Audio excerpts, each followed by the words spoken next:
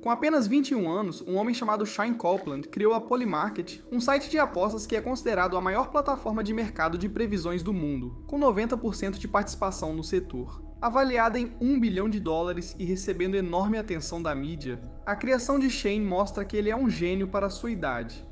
Apesar das controvérsias com o governo dos Estados Unidos, que chegou a ter o FBI invadindo sua casa, Shane enfrentou desafios bem maiores que um típico jovem da geração Z.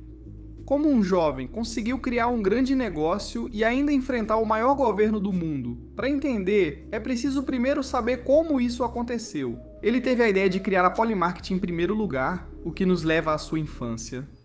Crescendo no Upper West Side de Nova York, Shane sempre soube que era inteligente, pois seus pais eram professores universitários. Ser assim era inevitável, e suas excelentes notas na Beacon School, escola pública seletiva de Nova York, comprovavam isso ainda mais. Apesar de tirar boas notas em tarefas e aulas de tecnologia e programação, ele não conseguia prestar atenção nas aulas, mesmo usando muita cafeína. Seus amigos diziam que Shane vivia entediado na escola, sonhando acordado, pois nada era desafiador ou empolgante para ele. Seus professores notaram isso quando suas notas caíram nos primeiros anos e o colocaram em um programa de educação especial para alunos com dificuldades de aprendizagem. Bem, isso parece um grande passo, mas Shane não ligava. O que importava para ele era seu sonho, fazer pão. Veja, Shane estava entre ricos na escola Beacon, mas não cresceu rico. Para ele, tirar quase a pontuação perfeita no ACT não importava muito. Tudo em que ele conseguia se fixar era na idade dele para estar bem de vida como seus colegas. E em meio aos pensamentos acelerados de se tornar o próximo Zuck,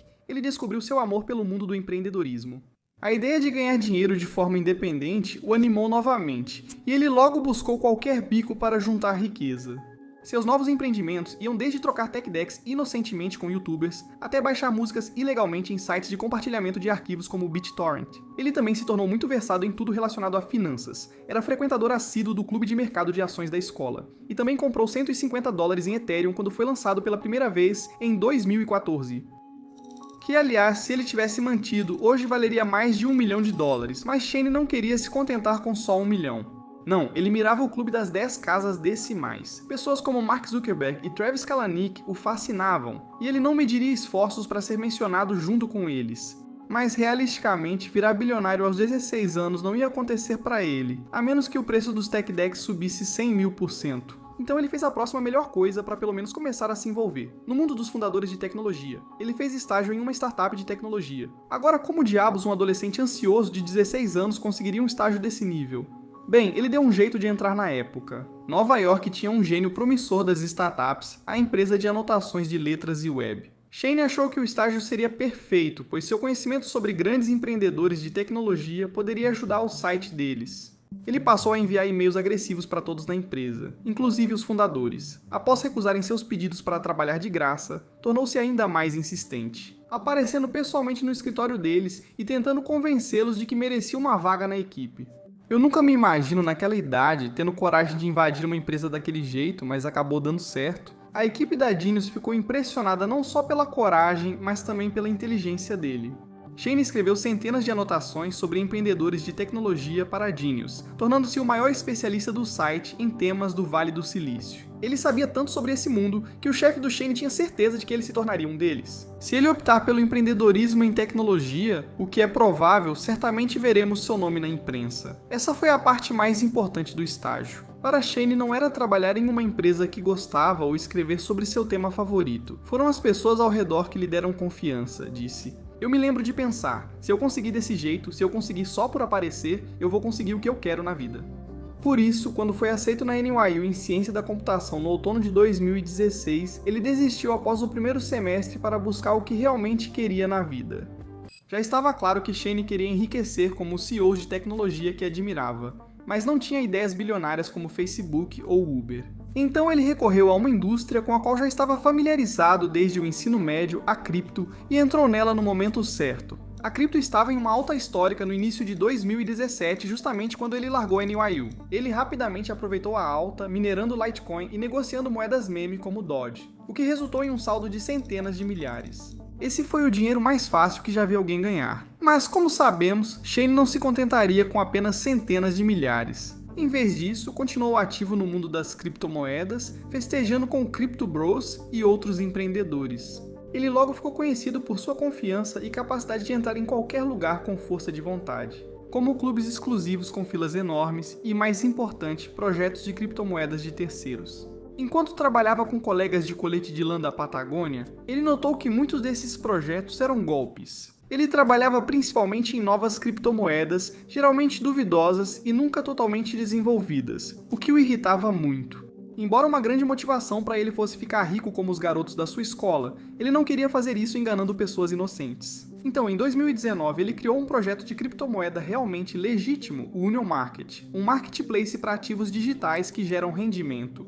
Ele ficou empolgado por finalmente ter sua primeira empresa, sabe? Algo que poderia potencialmente levá-lo ao status de bilionário. Shane logo percebeu que expandir um negócio exige dinheiro, e ele estava ficando sem recursos, sobrevivendo apenas com o essencial. Ele conseguiu um pouco de dinheiro do seu portfólio de criptomoedas, uma pequena quantia de capital de risco e alguns fundos de um dos projetos de cripto dos quais fazia parte, mas simplesmente não era o suficiente para se virar. Ele vendeu seus pertences listados em uma planilha do Google para pagar o aluguel e investir no Union Market. Demonstrava dedicação aos seus sonhos e confiança no caminho escolhido. Ele estava vendendo air fryers e outros itens restantes para expandir o negócio. Porém, a melhor decisão de Shane para sua visão foi ler um artigo.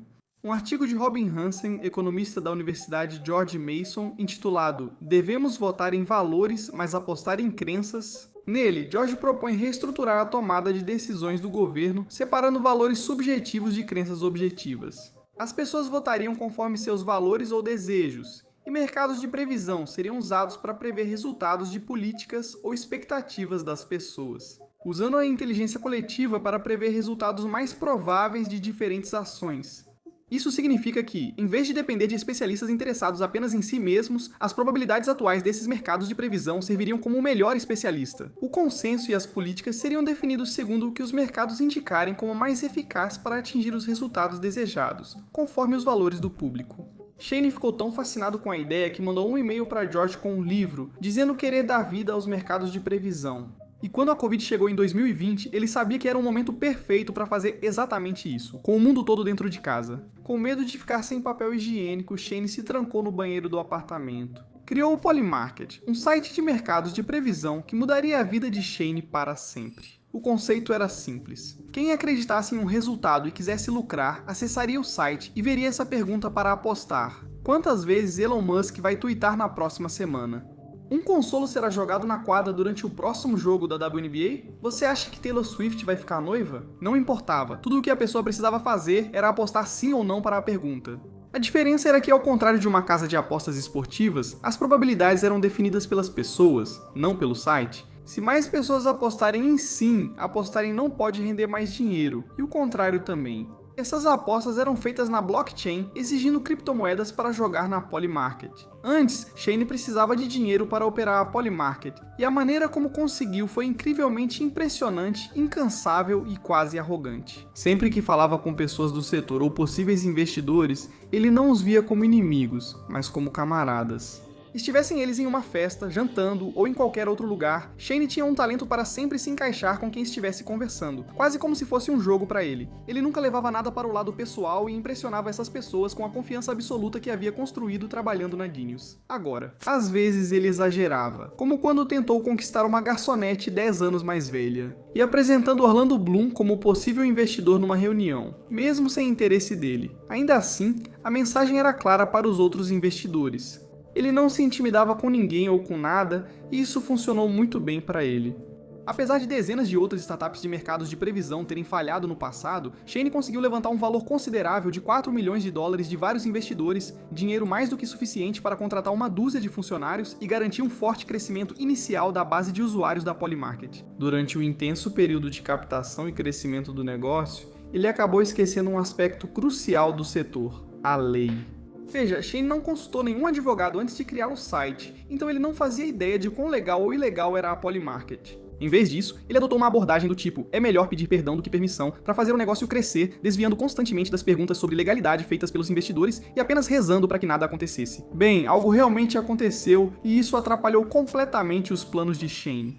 No meio do rápido crescimento da Polymarket e do aumento das apostas, a Comissão de Negociação de Futuros de Commodities, ou CFTC, percebeu o que estava acontecendo. Os mercados de previsões, conforme a lei dos Estados Unidos, são contratos de eventos regulados por esse órgão governamental. Qualquer empresa que quisesse oferecer esses serviços nos Estados Unidos precisava solicitar a aprovação deles. Claro, isso nunca passou pela cabeça do Shane, então depois que investigações aconteceram na segunda metade de 2021, a CFTC caiu em cima dele.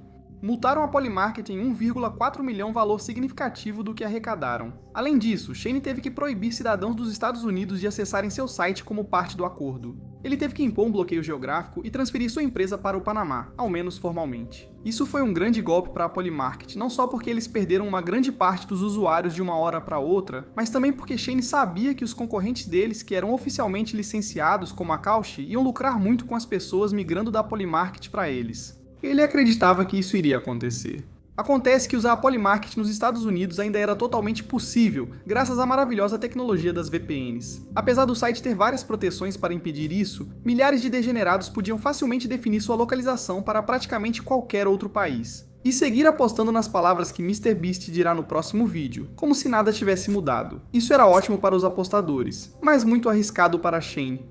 Se a CFTC pegasse só uma pessoa usando VPN no site deles, Shane estaria frito. E quando um grande evento aconteceu em 2024, era quase impossível não pegar alguém apostando na Polymarket, porque todo mundo estava fazendo isso. Enquanto Joe Biden e Donald Trump estavam se enfrentando para ver quem seria presidente, a Polymarket realmente começou a mostrar seu valor. O que eu quero dizer com isso? Bem, ela previu corretamente que Joe desistiria. Ela previu corretamente Trump, venceu o voto popular nos estados-chave e antecipou o resultado antes das pesquisas. Até apontou quem seria o vice-presidente dele. Esses feitos impressionaram, já que muitos na mídia diziam o contrário, gerando comentários. E se a criação de Shane fosse um verdadeiro preditor do mundo? E se ela pudesse prever eventos melhor do que os jornalistas tradicionais? Isso começou a mudar a opinião das pessoas, e o hype em torno da Polymarket explodiu como resultado. Após a eleição, a plataforma de apostas virou o app de notícias gratuito mais baixado da Apple, atraindo figuras como Elon Musk e Donald Trump. Wall Street, incluindo Apollo e Goldman Sachs, passou a usar as probabilidades da Polymarket em suas análises. Investidores e líderes do setor ficaram impressionados com seu rápido crescimento. Alguns previam que a plataforma de Shane valeria 10 bilhões de dólares em 2 anos. Uma aposta segura, já que após a eleição, a Polymarket quase atingiu 1 bilhão de dólares em valor e tinha 90% da atividade do mercado de previsões. Acabava qualquer dúvida sobre seu sucesso e a concorrência. Era o que Shane sonhava desde garoto nervoso de 16 anos trocando mini-skates. Finalmente ele era citado junto com seus heróis. E todos os sinais indicavam que a Polymarket não iria desacelerar por nada. Bem, talvez só um pequeno contratempo às 6 da manhã. Numa manhã fria de inverno em 2024, 8 agentes do FBI, com jaquetas pretas, arrombaram a porta do apartamento de Shane em Soho, com um arite, surpreendendo ele e a namorada na cama. E não estavam fazendo nada. Tire essas ideias da cabeça. Sem explicação, os agentes pegaram rapidamente os celulares de Shane e da namorada, sem deixá-los desbloquear, e passaram horas vasculhando seus pertences em busca de evidências. Evidências de quê? Você pode perguntar. O Departamento de Justiça dos Estados Unidos investigava se a Polymarket permitia apostas de americanos em seu site e buscava comprovar isso no caso. Shane permitiu que americanos usassem VPNs para acessar seu site, analisando registros do telefone dele. Admito que era fácil acessar a Polymarket nos Estados Unidos. Se o Departamento de Justiça provasse que Shane sabia disso, seria o fim para ele e seus sonhos. Apesar do trauma, ele não parecia preocupado. Poucas horas antes, Shane comprou um celular novo após a batida policial e tweetou: "Celular novo, quem é?" E depois acusou o governo Biden de ter planejado tudo isso, segundo ele. A Polymarket previu vitória de Trump, mesmo com pesquisas contrárias, e acredita-se que a batida foi para intimidá-lo. Por ser uma espécie de oponente político, ele deixou claro que estavam profundamente comprometidos com a imparcialidade e que ele não tinha culpa, uma declaração que 8 meses depois foi comprovada como verdadeira. Em 15 de julho de 2025, o Departamento de Justiça e a CFTC encerraram formalmente suas investigações sobre Shane e a Polymarket, inocentando-o de qualquer irregularidade. Shane foi ao X para compartilhar a boa notícia. 8 meses atrás, na noite da eleição, estávamos animados após a Polymarket divulgar o resultado. 8 dias depois, o FBI arrombou minha porta às 6 horas e levou meus computadores e telefones, buscando indícios de irregularidades. Apesar de traumático, isso marcou a precisão da Polymarket e a resistência posterior na política americana. Hoje estou feliz em anunciar que esse capítulo terminou. Após cooperação, fomos inocentados de qualquer irregularidade. A justiça prevaleceu, mas essa não foi a última boa notícia a chegar à mesa de Shane. Menos de uma semana depois, em 21 de julho, Shane anunciou que a Polymarket havia adquirido a QCX, uma bolsa de derivativos e câmara de compensação por 112 mil. Isso não foi só uma estratégia de expansão, mas um passe para voltarem aos Estados Unidos. Por ser licenciada pela CFTC, a QCX permitiu que a Polymarket cumprisse os requisitos legais nos Estados Unidos. O link está na descrição. Não perca este vídeo sobre Jonah Hecknitz, que enganou várias celebridades de destaque e saiu impune.